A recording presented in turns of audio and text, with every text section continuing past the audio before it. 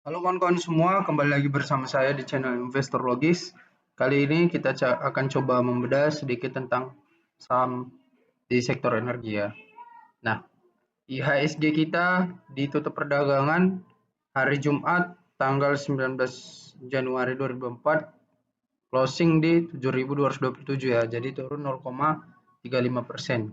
Jadi sepertinya IHSG kita ini belum kuat untuk menanjak ke all time high di 7.300, 400, 500 belum kuat dia ya. Nah, apa penghalangnya? Mungkin ada beberapa saham yang memiliki indeks poin cukup besar tapi nilainya kosong gitu. Fundamentalnya nggak kuat. Jadi sekali jatuh berdampak ke IHSG kita. Nah, di sini saya coba mencermati saham cuan ya. Nah, saham cuan ini apa ya? Kemarin sempat dibekukan sebentar, kemudian setelah perdagangannya dibuka lagi, langsung turun ya, ARB berturut-turut dia ya. Nah, selama 3 hari berturut-turut dia sudah turun 9%, 9%, 9% gitu ya. Nah, jadi per satu month dia sudah turun 34% ya. Satu minggu terakhir sudah turun 26%. Nah, apa yang tidak masuk akal di saham cuan ini bisa kita lihat secara sederhana sebetulnya. Kalau kita mau masuk investasi di saham yang seperti ini. Kita lihat aja di sininya, misalnya gini kan. Nah, kita pergi ke case statistik atau dimanapun kalian menganalisa, kita lihat aja market cap-nya. Market cap dari cuan ini 99,4 triliun. Nah, bandingkan market kapitalnya dengan aset dan ekuitasnya. Kalau jaraknya jauh sekali itu pasti tidak masuk akal kawannya, harganya kawan-kawan. Nah, kita lihat berapa asetnya. Nah, asetnya cuma 2,2 triliun. Mungkinkah ada orang yang mau membeli bisnis dengan harga 99 triliun, tetapi asetnya hanya 2,2 triliun kawan-kawan? Itu saya kira perusahaannya Bill Gates pun nggak semahal itu. Orang udah terkenal itu ya.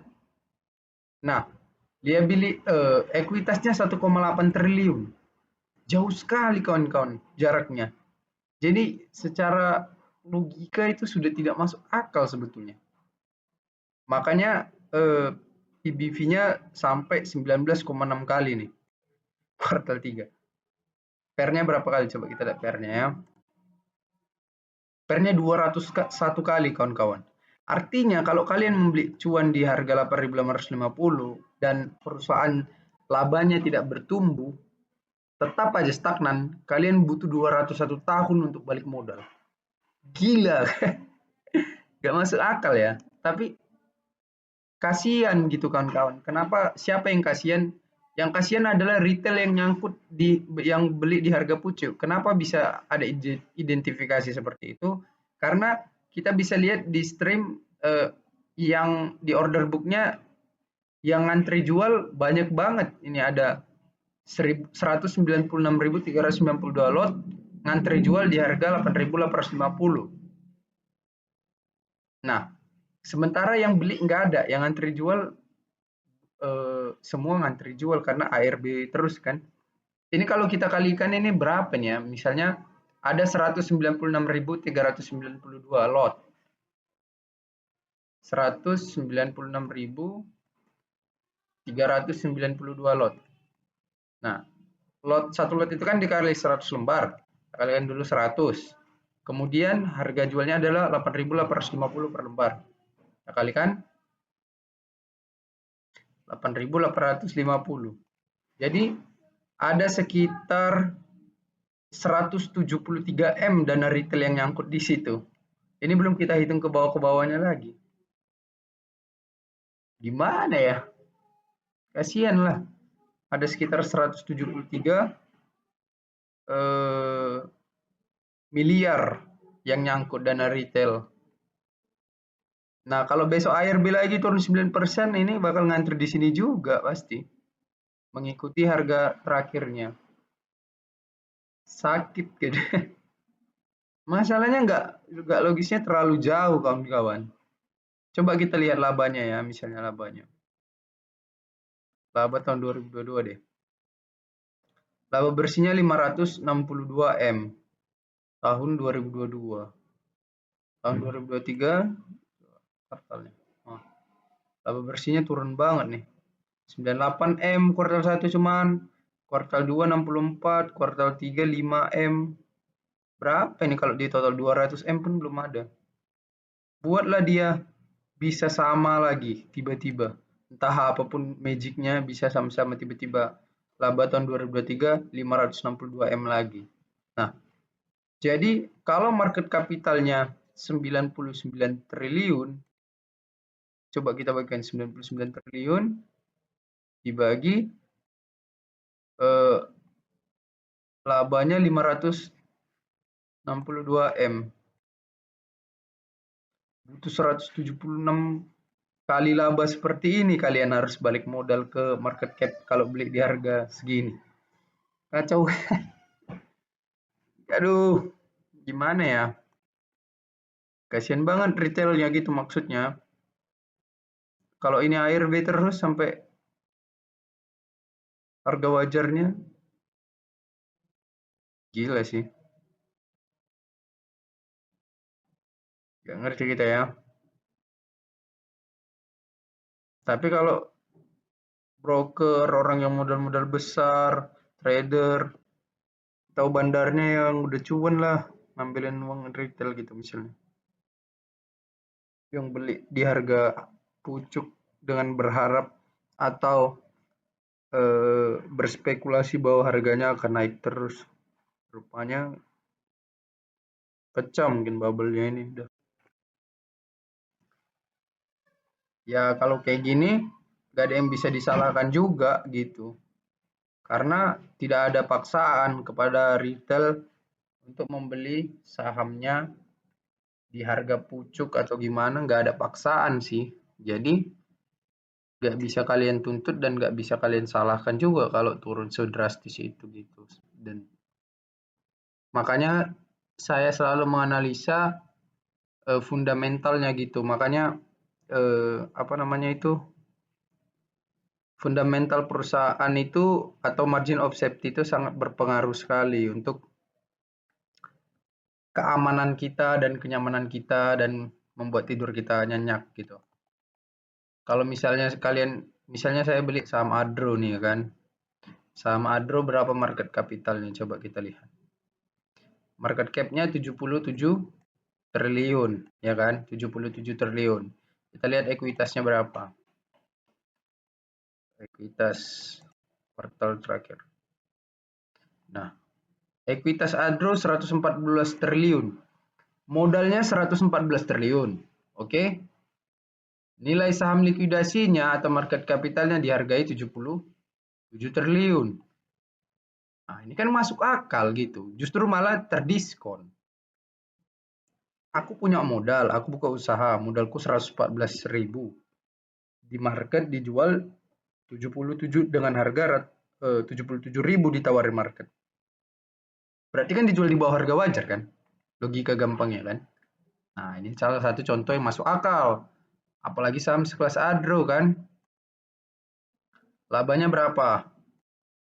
Nah, labanya berapa misalnya? Labanya per kuartal, nah ini kita kalikan aja 21 triliun, belum lagi kuartal 4. Ya kan? 3 kuartal aja udah 21 triliun. Nah, kalau kita bandingkan dengan market kapitalnya 77 triliun, berarti kan itu tipis aja bedanya gitu. 77.000 dibagi 21.000. 77 triliun dibagi 21 triliun. Nah, kalau kita bandingkan market kapital Adro hari ini dengan labanya masih 3 kuartal aja ini ya, kuartal 4 belum ya. Nah, kita hanya butuh waktu 3,6 tahun untuk balik PR-nya 3,6 kali. Nanti kalau ini kita ganti dengan kita tambahkan laba kuartal 4-nya, maka ini akan mengecil lagi kalau harga sahamnya belum naik. Ini yang membuat kita nyaman berinvestasi. Itu nilai sederhananya aja. Jadi kalau kalian lihat market cap market cap ini sudah jauh kali dengan ekuitasnya, apalagi dia bukan wonderful company, itu apa ya? Berat sekali kita, apalagi labanya kecil, hanya sekitar miliaran atau triliunan, itu udah pasti spekulasi kawan-kawan. Ya, ibaratkanlah dengan BBCA ya kan. Nah, BBCA ini kan wonderful company banget nih kan. Nah, market kapitalnya berapa? 1.186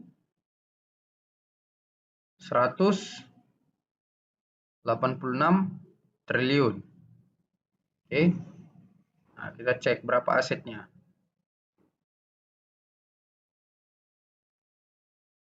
Asetnya 1.381 triliun. Jadi masuk akal dia. Masuk akal dia. Itu. Dengan market kapitalnya. Ekuitasnya berapa? Kita cek. Ekuitasnya 235 triliun. Artinya saham ini sudah dihargai 1.100 triliun dibagi dengan ekuitasnya 235 triliun. 1.100 dibagi 235. Nah, sudah dihargai 4,68 kali lebih mahal. Saham Wonderful Company BBC aja hanya dihargai 4 kali lebih mahal daripada ekuitasnya. Sedangkan tadi cuan 100 kali lebih mahal. Kacau kita. 99 triliun market cap. Ekuitas 1,8 triliun. 99.000 dibagi 1.800. 55 kali lebih mahal. BBCA aja 4 kali lebih mahal cuman. Ini 55 kali lebih mahal. Gila kan?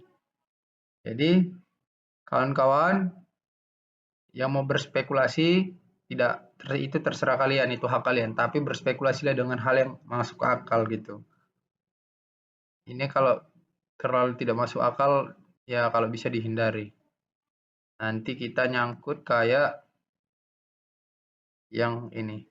Bahaya. Oke? Oke kawan-kawan, jadi itu aja yang bisa saya sampaikan. Semoga bisa bermanfaat dan terima kasih. Halo kawan-kawan semua, untuk kamu yang belum mengetahui tentang investasi saham sama sekali, alias dari nol, tetapi ingin menjadi tahu dan membutuhkan bimbingan pengetahuan, di sini saya sudah menuliskan e-book yang dapat membantu kamu untuk memahami tentang investasi saham dan langsung praktek menjadi investor saham. Untuk kalian yang berminat, silakan hubungi WhatsApp di bawah ini ya. Untuk kamu yang sudah paham tentang dasar-dasar investasi saham, tetapi belum memiliki teknik analisa dan pemahaman untuk menciptakan portofolio investasi saham yang santai tetapi menguntungkan dan membutuhkan pengetahuan itu, di sini saya sudah menuliskan e-book untuk membantu kalian ya kawan.